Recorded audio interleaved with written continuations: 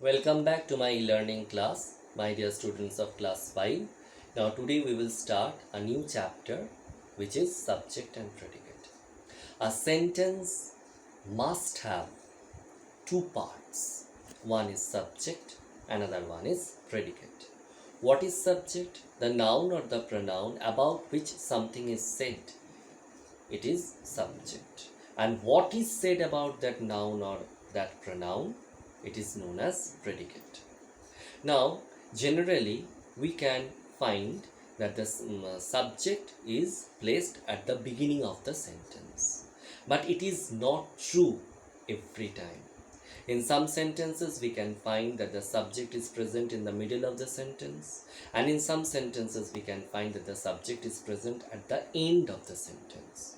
So after reading the sentence properly, you have to find out that about whom or about what everything is discussed in the sentence or everything is said in the sentence. That noun or that pronoun is the subject of the sentence and the rest part is predicate. Now a sentence may have one word subject or the subject can be more than one word. Like for example, in your book it is given, the first sentence, Ritu lives in a big house. Ritu here is the subject, lives in a big house, this is predicate. Second sentence, a big oak tree stood in a corner of the yard. A big oak tree, this is subject, stood in a corner of the yard is predicate. Now you can find that sentence number 1, here the subject is made up of only one word which is Ritu. And in the second sentence we can find that the subject is made up of 1, 2, 3, 4. If we are taking that article A also along in that counting, then it is made up of 4 words. First sentence we are having the subject made up of one word. Second sentence it is more than one. We can find the definition is given that part of the sentence which names what the sentence is about is the subject. That part of the sentence which says something about the subject is the predicate. Try to remember this. The subject may consist of only one word, sentence number 1, or it may consist of a group of words, sentence number 2. In most of the sentences, the subject is usually placed in the beginning of the sentence. But this does not mean that any word in the beginning of the sentence will be naming the subject. Look in this sentence, as I have said you. At the bottom of the river lay his ex. The subject of this sentence is his ex, but the subject is placed at the end. So you have to carefully study the sentence.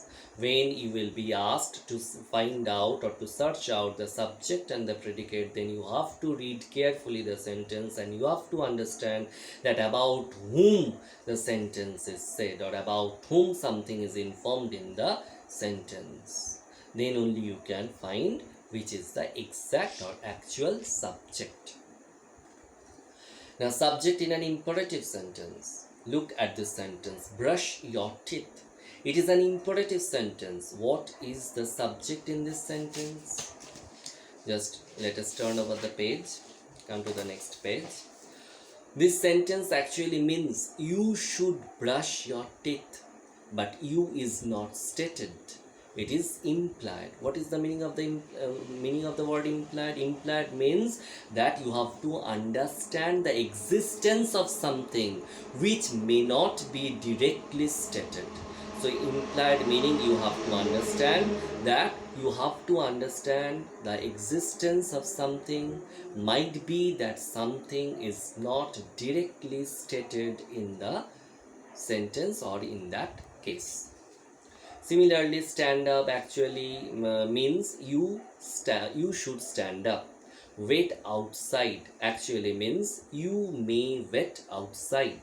In both these sentences, the subject is you, though it is implied and not stated. That means its existence we have to understand, though the subject is not directly mentioned in the sentence. Now, in an imperative sentence, the subject is always you, but it is not stated, it is implied. Exercise number D will complete as homework. Exercise number E also you will complete as homework.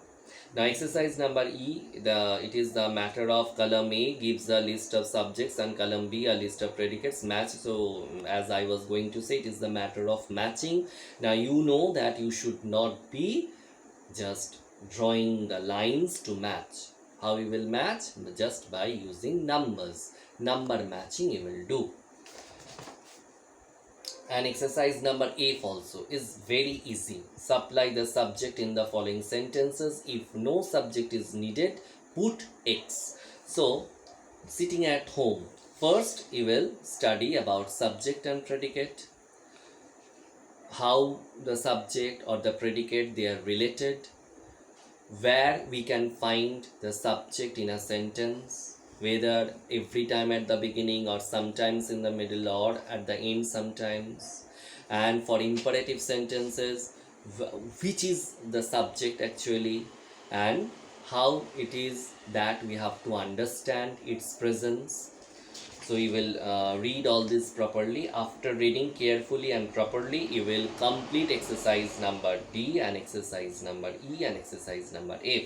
So exercise number D, E, F, these three are your homework. You will complete them of your own. Sorry, extremely sorry, not of your own, on your own or by yourself. So you will complete all these three exercises on your own, sitting at home, and in my next video we will discuss the answers. In my next video we will discuss the answers. Thank you. Bye.